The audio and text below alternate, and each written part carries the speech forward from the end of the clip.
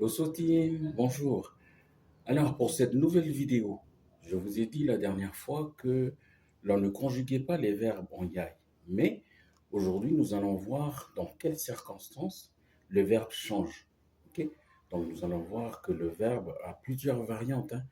Il y a une différentes formes et ça varie de 2 à 3, même à 4 parfois.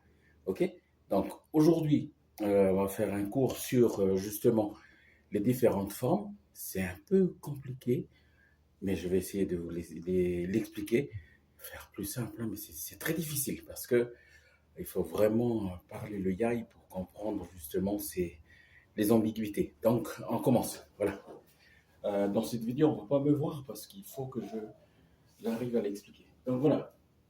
Alors, le verbe et ses différentes formes. Ok. Et ses formes en yai. Là-bas, j'ai écrit la date là-bas. Wednesday 28 Tehimei Una 2025. OK. Voilà. Alors, le rappel. Donc, on ne conjugue pas le verbe comme en français. Et ici, j'ai mis référence vidéo numéro 1 hein, dans TikTok, dans mon compte. Hwenyai, Hwenyei, Atsai. OK. Donc, ça, c'est le premier rappel. Note, la forme du verbe change selon ce qui le suit. D'accord. Donc, selon ce qui va suivre le verbe va changer de forme. Il possède deux variantes, donc deux formes ou plus. Okay. Donc ici, je vais vous parler de trois variantes. Je vais vous expliquer les trois variantes. Le cas numéro 1 ici, vous avez la forme transitive. Je l'explique en français, par exemple. Quand un verbe est obligatoirement suivi d'un complément, okay, le chat boit de l'eau, ok. Donc ce verbe-là, c'est un verbe transitif, ok, parce il a besoin d'un complément, ok. Donc ici, nous avons au cas numéro 1 la forme transitive, mais nous allons voir aussi que cette forme transitive, lorsqu'apparaît le pronom complément direct, nous voyons une forme intransitive, hein. En français, nous avons des verbes transitifs et des verbes intransitifs. Alors qu'en yai, le même verbe peut avoir cette forme transitive et cette forme intransitive. C'est selon le contexte. Ok. Donc voilà. Numéro 1, forme transitive. Numéro 2, lorsqu'on répond à la traduction du français, lorsque le complément est précédé de l'article D. Ok. D, c'est le pluriel de un ou une. Ok. Et le numéro 3, c'est un cas exceptionnel, donc c'est un cas qui est rare.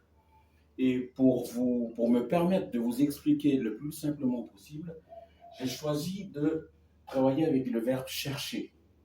Ok, le verbe chercher en yai. Alors, le verbe chercher en yai, vous allez trouver sous cette forme, helam ou elam, c'est la forme numéro 1. Ensuite, vous avez helem et vous avez la forme helem ou elem. Ok, donc nous allons voir les trois cas. Alors, premier cas, elam, elam. Lorsque c'est une forme transitive, donc lorsque le verbe a besoin d'un complément, ok? Donc accompagné d'un complément d'objet. Exemple, ogeme elam wow, ça veut dire je cherche le chat, ok? Le verbe chercher ici, il est transitif parce qu'il a besoin d'un complément. Et on sait de quel chat il s'agit, ok? Euh, J'insiste sur ça. On sait de quel chat il s'agit. Je cherche le chat, on doit dire Ogeme Elan Wow ou bien Ogeme Elan Wow. Ok. Remarque. Donc la remarque, c'est par rapport tout à l'heure à la forme intransitive. On peut garder la même structure Ogeme Elan, mais là, le verbe, il a un sens intransitif. Pourquoi? Parce qu'il n'a plus besoin de complément. Ok. Et ce cas-là, c'est lorsque il s'agit de traduire le pronom complément direct. Ok. Donc, par exemple, si je dis je cherche le chat, On va remplacer le chat par un pronom complément et on va dire je le cherche. Ok? Donc ici, si je pose la question, Umwehe, ça veut dire qu'est-ce que fais-tu? Qu'est-ce que tu fais? Je réponds Ogeme énorme, ça veut dire je le cherche. Mais là, je précise que nous deux qui parlons, nous savons de quel chat il s'agit. Ok? D'accord. Donc je vais dire Ogeme énorme, on n'a pas besoin de complément, mais je sais que je le cherche. Ok? Voilà. Donc ça c'est le cas numéro 1. Cas numéro 2, lorsque chercher veut dire hello. Hello. On a dit tout à l'heure Helam ou Elam, maintenant c'est Heleu. Ça, c'est lorsque le complément est précédé de D, l'article D en français. Ok? Exemple, Ame Heleu Wanu, ça veut dire il cherche des cocos. Il cherche des cocos. Comme ici, coco est précédé par D, eh bien, on va utiliser le verbe Heleu et non pas le verbe Helam et non pas le verbe Helem ou Helem. Ok? Maintenant, le troisième cas, c'est le C ici, quand on cherche une personne. Alors là, c'est le côté spécifique. En Yai, quand on cherche une personne, on ne va pas utiliser le verbe Helam ou Elam, on ne va pas utiliser la forme Heleu, mais on va utiliser la forme Helem ou Elem. Ok? Mais voilà, donc, je vais vous montrer comment ça marche. On ne dit pas Oume Elam ou Helam Inya. Ça veut dire, ce que je veux dire, tu me cherches, ok? Pour dire, je vais l'écrire ici, pour dire